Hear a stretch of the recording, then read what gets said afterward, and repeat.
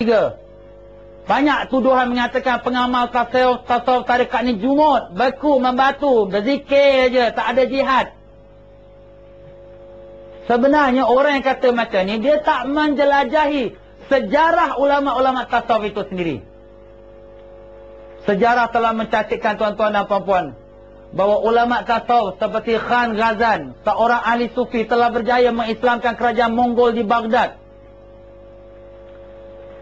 Tuan-tuan dan puan-puan, sejarah hitam telah berlaku dalam dunia Islam, di mana kota Baghdad telah dihancurkan oleh bala tentera Tatar, Mongol, yang datang dari utara China, yang tak mengenal Allah, yang menyembah batu berhala, datang dan habis ranap masjid-masjid semua dijadikan kandang babi.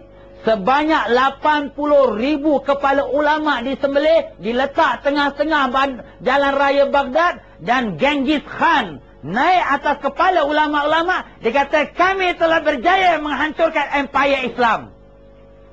Satu kehinaan kepada dunia Islam. Sehingga semua negara Islam yang disembah di sampingnya, di Syria, di Lebanon yang belum dimasuki Mongol lagi, mereka di Mesir pun mereka kata, habislah, Baghdad tidak akan balik pada Islam lagi. Macam tu sekali dah, putus harapan mereka. Library, maktabah penuh dengan karya-karya ulama-ulama Islam hangus dibakar habis oleh Genghis Khan dan bala tenteranya. Tapi tuan-tuan dan puan-puan, akhirnya Genghis Khan, sekalian bala tentera, sekalian pengikut dia, menjadi umat Islam. Macam mana Ustaz? Inilah dia. Siapakah pendakwah yang telah mengislamkan mereka? Khan Ghazan. Khan Ghazan dia seorang sufi, beramal dengan tarekat Naqsyabandi. Dia berada di salah satu kampung berdekatan dengan Baghdad. Seluruh negeri Iraq itu sudah dikuasai oleh Mongol. Tetapi hanya kampung itu saja yang tak dapat dimasuki. Tapi Khan Ghazan dia bukan ajar orang buat jahat. Dia ajar orang buat baik, berzikir, beramal. Dan sedikit demi sedikit dia punya usaha tu berkembang. Sampai kepada istananya Genghis Khan. Panggil dia, ajak dia berbicara. Dia bicara dengan baik, dengan lemah lembut, tetapi dengan penuh karamah. Dia seorang wali Allah, tuan-tuan. Akhirnya Genghis Khan mukni, rasa puas hati dengan dalil yang dibawa oleh Khan Ghazan. Allah buka, dia pun memeluk agama Islam. Semua anak-anak dia semua. Sebab itu hari ini, alhamdulillah, ada beberapa ramai umat Islam Singapura kita yang telah pergi ke Mongol dan mendapati banyak masjid kat sana. Daripada mana datang umat Islam itu? Daripada keturunan orang-orang yang asalnya membakar masjid di Baghdad. Ini tuan-tuan, sejarah. Tapi sejarah ni tak dipaparkan, tak dibuka. Jadi kita tak tahu. Kita ingat orang tasawuf tarekat, Allah, serahlah diri pada Allah, mati-matilah. Tak. Mereka berjuang, tapi berjuang mereka bukan nak tunjuk orang. Itu dia. Syekh Syamil An-Naqsyabandi dengan masyayikh yang lain telah menentang kemasukan Rusia di Dagestan. Sekarang perang di Chechnya, Shishan, Dagestan. Islam sampai ke sana melalui ulama-ulama tarekat. Dan begitu juga mereka tahankan daripada masuk Rusia. Siapa yang tahankan tu? Ulama-ulama tarekat Naqsyabandi. Sampai sekarang mereka masih ada lagi. Yang di Chechnya ni tuan-tuan, yang dapat masih bertahan lagi sampai sekarang, ialah orang-orang ahli tarekat Naqsyabandi. Dia tak serah bulat-bulat.